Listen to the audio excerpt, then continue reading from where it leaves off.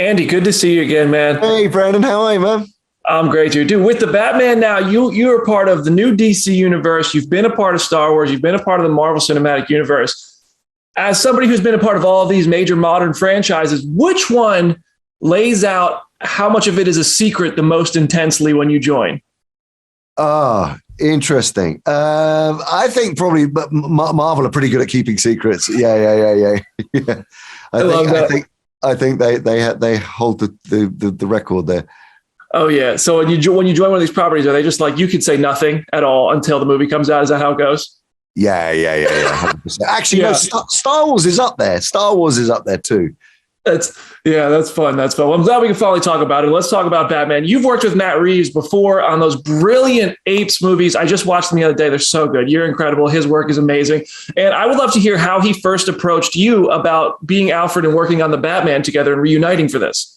This was during post-production, actually, on War, and I knew that he'd started to talk about the possibility of making a Batman movie, and sort of right towards the end of production of War, when it was a certainty, he began to talk to me about the possibility of playing Alfred, and he had this idea for him that he would be this character that was.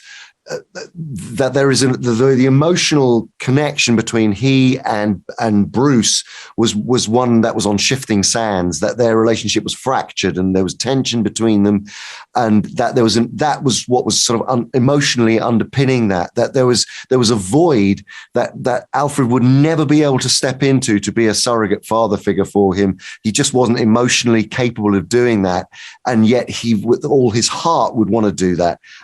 Plus, Batman Bruce is at a point in his life where he's pulling away and is causing himself psychological and physical damage, and yet doesn't care. It's nihilistic and is looking back at Alfred and pushing him away. So it was I knew it was going to be based around a kind of very emotional relationship. Yeah, and I love seeing you and Matt work together. It's always great when you guys are together. Are you in if the spinoffs and the expansion, the sequels come out? Are you in it for the long haul? Like, is that what it means to join one of these? Who knows? I mean, no one knows anything, do they, until it's actually happening?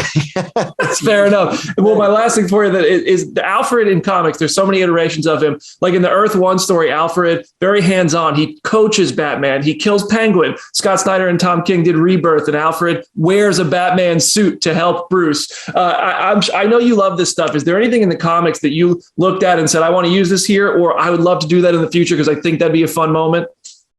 Wow. I didn't